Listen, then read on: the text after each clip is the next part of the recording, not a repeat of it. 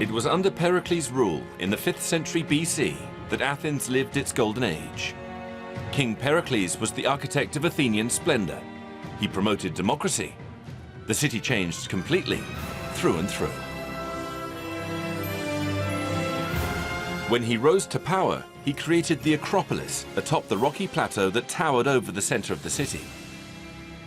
A group of temples and monuments of which the Parthenon is the most famous. Its marble pediment was painted in bright colors. Parthenon means Athena's home. Athena, the goddess of war and wisdom, and the city's protector. Both a gigantic statue of her and the city's treasury were housed here. The building is one of the most well-known in the world and measures 70 meters long and 30 meters wide.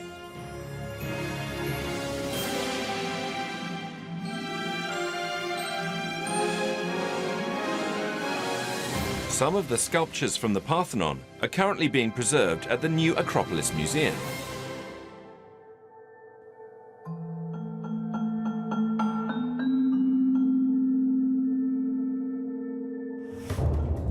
This frieze is nearly 2,500 years old. It's the work of the sculptor Phidias, and it decorated the Parthenon in its entirety with the tales of the first great Panathenea.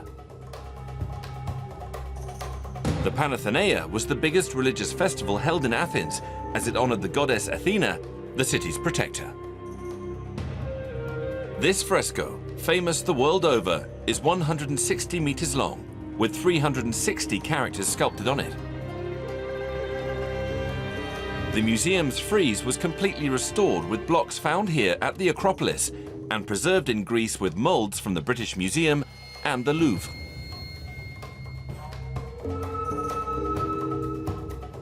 Gods and goddesses were very important to the Greeks, much more so than men. In order to scale them to human height in the friezes, they often appear seated.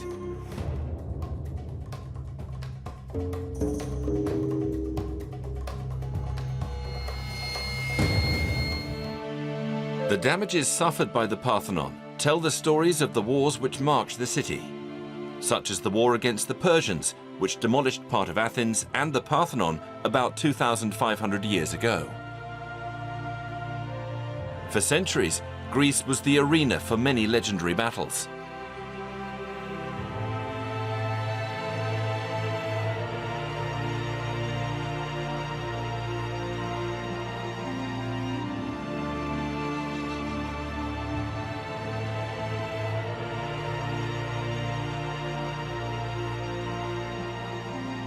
The city that symbolizes these confrontations is Sparta, lying 250 kilometers to the south of Athens. Its victory over Athens following the Peloponnese Wars turned Sparta into one of the most powerful cities in ancient Greece. Today, there's almost nothing left of the old city, just the ruins of the Acropolis and its ancient theater, and for good reason. The Spartans didn't hold buildings in the same importance as perhaps the Athenians did. Their buildings were erected on top of brick foundations, and there was very little marble around, so they didn't go to great expenses for their building work. Their architecture was coherent with the Spartan mentality in all domains. There aren't really any writers, no writers of tragedies or poets or writers of comedies or actors. There's no historian who wrote the story of Sparta. We only know of it through Athenians, in fact. At that time, the historian Thucydides had a premonition about Sparta. If someday the city were to be destroyed and all that remained were the sanctuaries and their foundations, then posterity would have a hard time believing that its power corresponded to its reputation. The region of Sparta is called Laconia. Anything laconic, or in fact Spartan, is very stripped down, reduced to the essential. When you asked a Spartan, how many did the enemy number? A Spartan would respond, we don't need to know their number, we need to know where the enemy lies. It's these kind of short phrases which define the laconic style. In Sparta, you go straight to the point, you go straight towards the enemy. The best personification of the force, courage and heroism of this town throughout the centuries was King Leonidas. He was made famous through his battle until death against the Persians.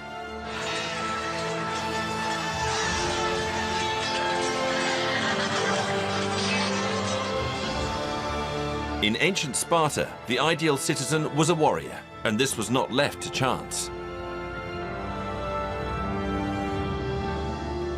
The women most likely to give birth to warriors were selected.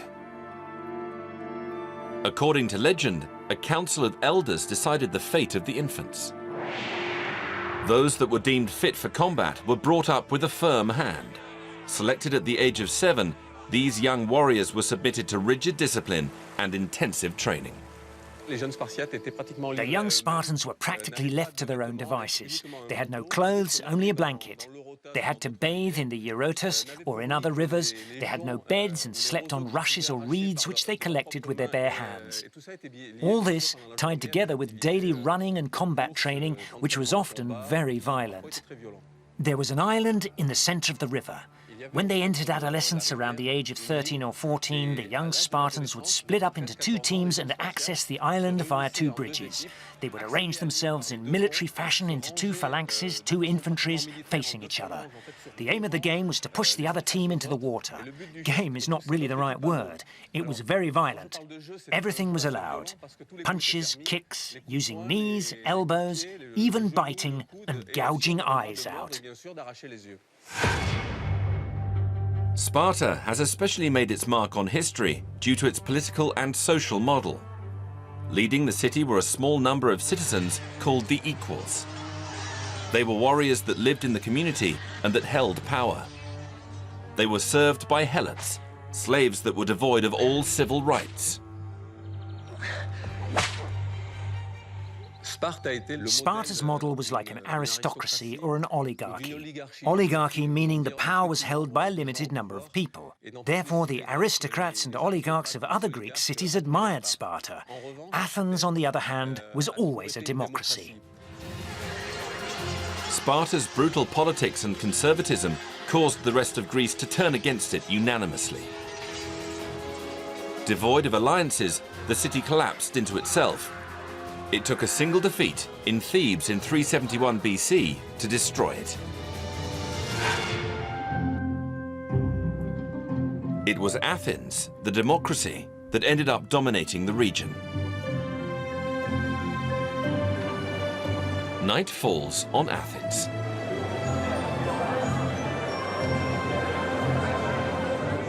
Both by day and by night, the Acropolis is Athenians' favorite backdrop.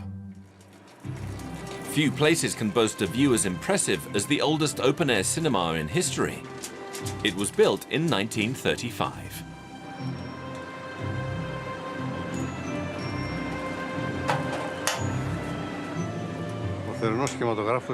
The Greeks love the open-air cinema because we have practically 6 months of summer here.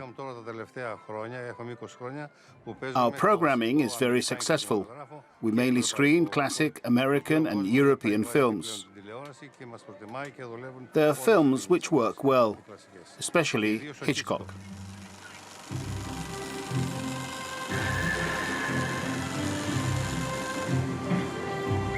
$9.40, this is an outrage. If I were you, I wouldn't pay it. Now, Mrs. Claypool, what are we going to have for dinner? When people call me before the screening to know which film is on, I answer that even if they don't enjoy the film, they can always daydream while looking at the Acropolis.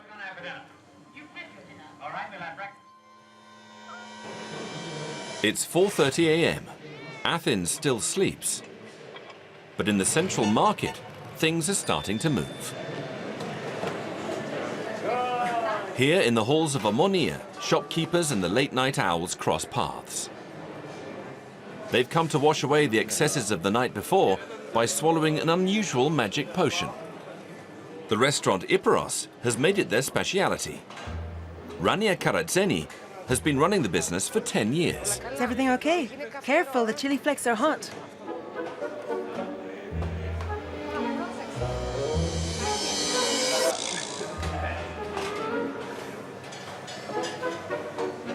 This is the pasta soup, which is ready to be served. Pasta means stomach. It's beef stomach. It looks like a blanket the way that it swells up. You need to cut it up afterwards. That's the pasta. The pasta has just been boiled for 6 to 7 hours and now needs to be chopped up. The older generation eats it in bigger pieces. The younger generation, as they're not as used to the flavour and especially when they see it for the first time, they prefer smaller pieces. That way it's easier for them to get it down. I haven't chopped yours up too much. You've got some bits in there, but your friend has it well chopped, menu style, so he can handle it. At this time of day, you can see a lot of youngsters that have been out partying and have drunk a lot because beef tripe and feet soup is very good for the stomach. It makes a layer around the stomach and then they can go to sleep. And when they wake up, they won't have a headache or a bad stomach. It's like medicine, except it's not prescribed by a pharmacist.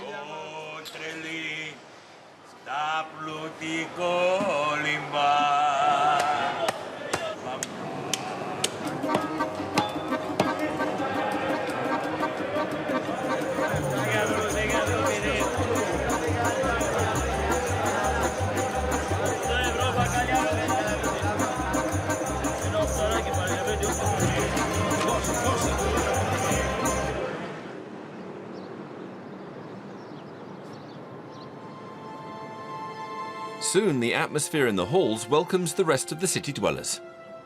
Only Athens' monuments seem to escape the effervescence of the Greek capital. Greece is home to some of the most important heritage in the world. The archaeological sites are counted in their thousands.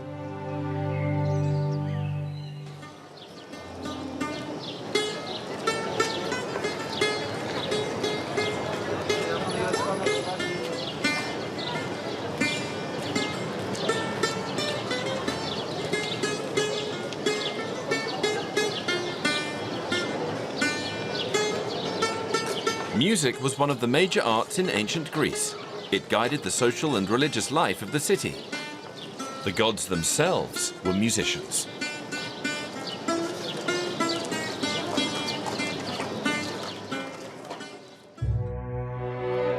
When Apollo played his lyre, the other gods of the Olympus would hold their breath.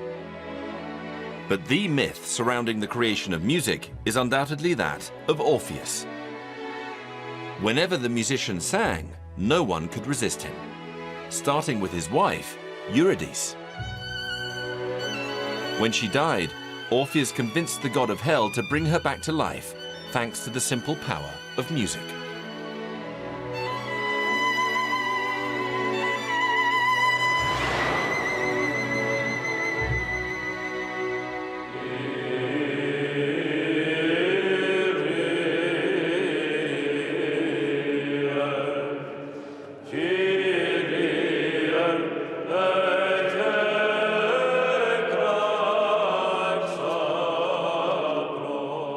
Nowadays, sacred chanting is what moves the Greeks' hearts. Byzantine music. Invented in the 4th century at the time of the Christianization of the Byzantine Empire, it is inseparable from the dominant religious practice in Greece, Orthodox Christianity. The Catholics have their Gregorian chants. The Orthodox have their Byzantine chant. Konstantinos Politis teaches this traditional music. The art of chanting psalms, Byzantine art, is an art which is still alive today. This is proved by the contemporary pieces that exist. It's not a dead art. In fact, I consider that these musicians create history with their music. Since ancient times, the Greeks have sung about what they do. The chanters of Byzantine music are known as psalters. In this school, the learning consists of a voyage to the center of Orthodox liturgy. Let's take it from the top softly and together. We must keep in mind that it's a funeral hymn. You know, in Orthodox tradition, there is the harmolipy. That means that even in the most dire things, there is always the joy of resurrection that transforms and perfects all things. Let's go from the top.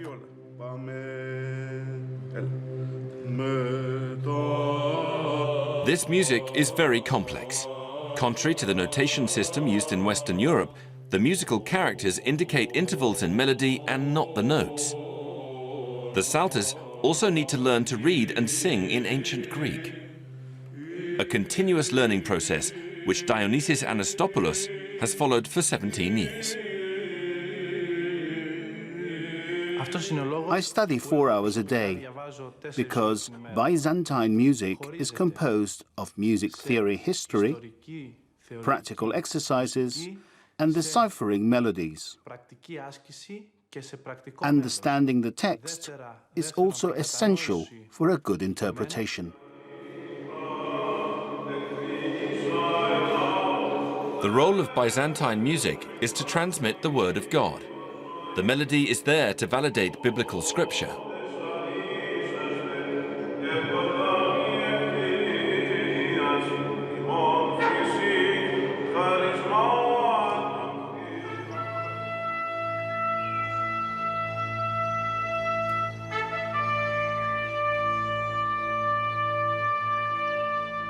The sun rises over the Acropolis. It's Sunday morning. Athens awakens to the sound of the presidential guard. An immutable ritual is taking place. These soldiers are the Evzones. Dressed in their traditional uniform, they have become one of Greece's emblems.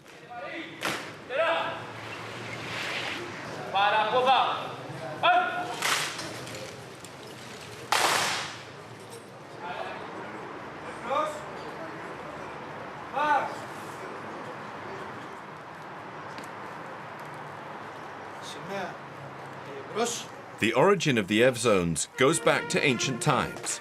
The word Evzone first appears in Homer's epics. The word defined soldiers that had been well trained and had a remarkable capacity for adaptation.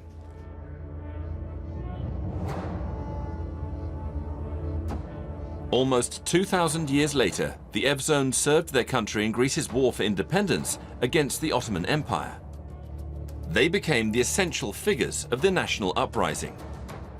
In the 20th century, they distinguished themselves for their courage in the Balkan conflicts and during both world wars. Today, the Evzones are the elite force that guards the parliament and the presidential palace.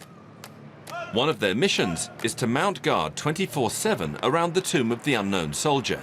Their particular march is very measured.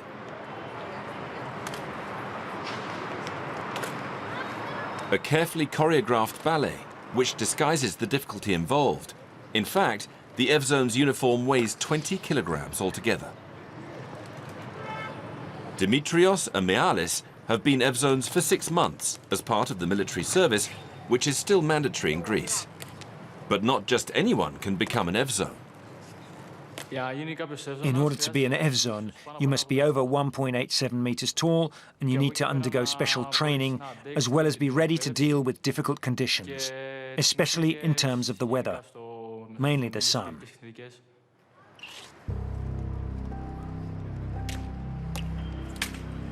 On top of those conditions, there is mandatory immobility and silence.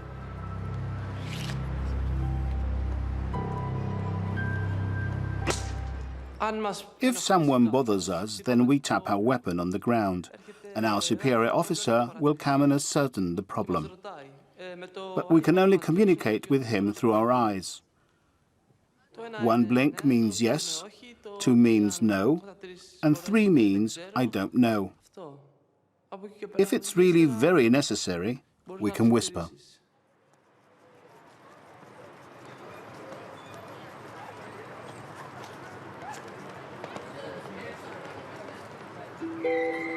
The uniform is part of the ceremony. The ancestral gestures are always performed 2 by 2.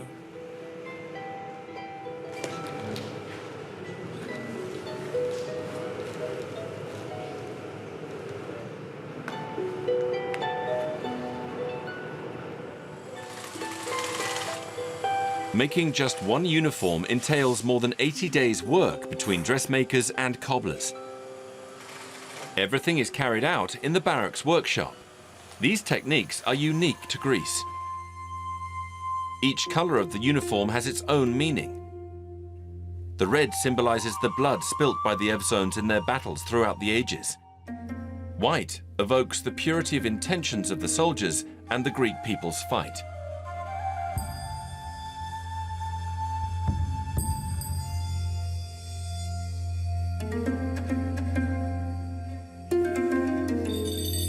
This uniform has survived throughout history and became the soldiers' national uniform after the Greek uprising in 1821 against the Ottoman Empire. It was during that time that it took on the appearance still maintained today. The Fustanella adopted the 400 pleats that symbolize 400 years of freedom from Ottoman domination. Another particular trait of this uniform is the shoes. They're called saroushi. These infamous shoes with their black pom-poms weigh 1.5 kilos each. The Evzones even have to consider the terrain when walking. 60 nails are driven into the soles so that they don't slip. And during the battles, they have an extra secret weapon. Popular literature tells us that there would have been a sharp object hidden inside the pom-pom. This could be used in man-to-man combat to neutralize their adversary easily. The pom-poms are made out of wool to keep the feet warm in winter.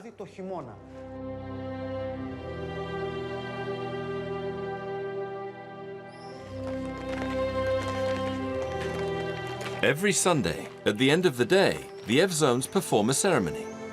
The climb to the summit of the sacred rock of the Acropolis to lower the national flag.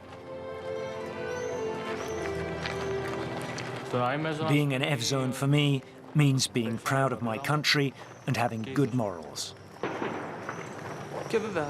I am aware that I'm a symbol of my country. The Evzone and the Acropolis represent Greece.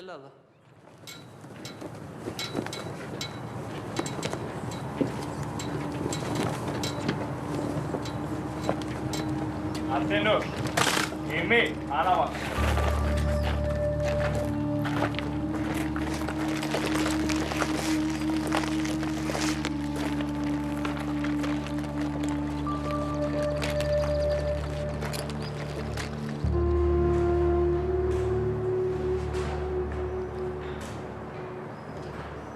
Once the Evzones have completed their weekly ritual, there are a privileged few living in the houses nearby. The people of Anaphiotika, a district nestled in the flank of the rock at the foot of the Acropolis.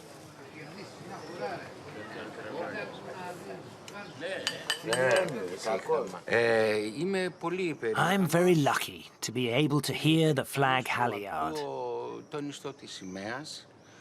Not many people in Greece are lucky enough to be right next to the Acropolis and hear the flag being taken up and down. I like hearing the sound while I drink my wine and watch the flag being taken down. What could be more beautiful? I feel very proud.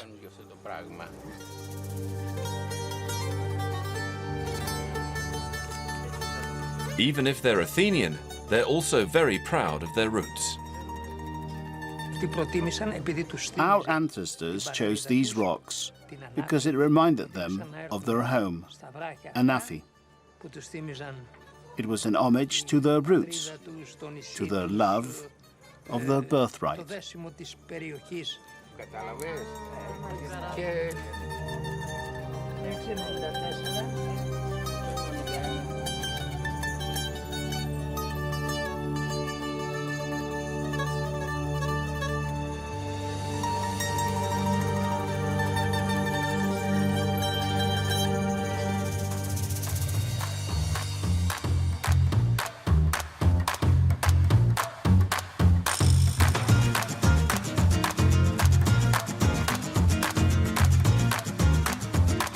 Athens is proud of its past.